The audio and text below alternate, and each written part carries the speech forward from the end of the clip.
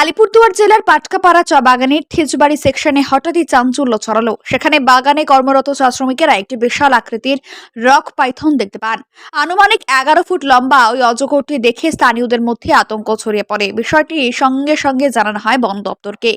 খবর পেয়ে বন দপ্তরের পক্ষ থেকে ঘটনাস্থলে পাঠানো হয় এক স্বেচ্ছাসেবক ও সর্পপ্রেমী যুবক গণেশ লোহারকে। সাহসিকতার সঙ্গে তিনি সাপটিকে সুরক্ষিতভাবে উদ্ধার করেন এবং জানান সাপটিকে নিরাপদ স্থানে ছেড়ে দেওয়া হবে।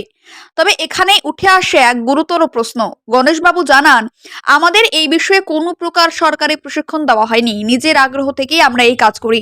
রক পাইথনের মতো নির্বিশ্বাস সাপ হলে হয়তো পরিস্থিতির নিয়ন্ত্রণে রাখা যায়, কিন্তু ভবিষ্যতে যদি বিষধর কোবরা বা গোখরোর মতো বিপজ্জনক সাপের মুখোমুখি হতে হয়, তখন এই স্বেচ্ছাসেবকদের জীবনের ঝুঁকি কি উপেক্ষা করা যায়? এই ঘটনাকে কেন্দ্র করে এলাকাবাসী এবং পরিবেশপ্রেমীরা বন দপ্তরের কাছে আশা করছেন যাতে এইসব স্বেচ্ছাসেবকদের পর্যাপ্ত ও পেশাদার প্রশিক্ষণ দেওয়া হয়। কারণ বন্যপ্রাণীদের প্রাণ বাঁচানোর উদ্যোগ হলেও তার পেছনে থাকা মানুষের জীবন সুরক্ষিত রাখাও অনেক বেশি গুরুত্বপূর্ণ। দাদা আপনার নামটা? গণেশ লোহার।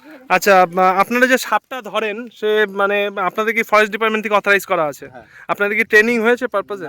প্রপার ট্রেনিং হয়নি। আচ্ছা, মানে ট্রেনিংটা হালকা মানে যেটা আপনাদের ইয়ে করার সেটা করা আছে। তো আপনি এখন সাপটা নিয়ে কি করবেন, এই যে যেটাকে এই বস্তার মধ্যে ভরা হয়েছে? ফরেস্ট ডিপার্টমেন্ট দিয়ে দেবো। ফরেস্ট ডিপার্টমেন্টকে দিয়ে দেবেন, ওরা ওটাকে জঙ্গলে কোনো মানে ভালো জায়গায় ছেড়ে দেবে, তাই তো? ঠিক আছে, মানে সাপটা কি সাপ এটা? অজগর মানে রক পাইথন যেটা ওই হ্যাঁ, সাপে। মোটামুটি ওজন আর লম্বাটা? লম্বাটা হবে 10 ফুট। 10 ফুট। আর ওজন মিনিমাম কিরকম হবে? এই 5-6 5-6 কেজি। ঠিক আছে দাদা, ধন্যবাদ, থ্যাংক ইউ।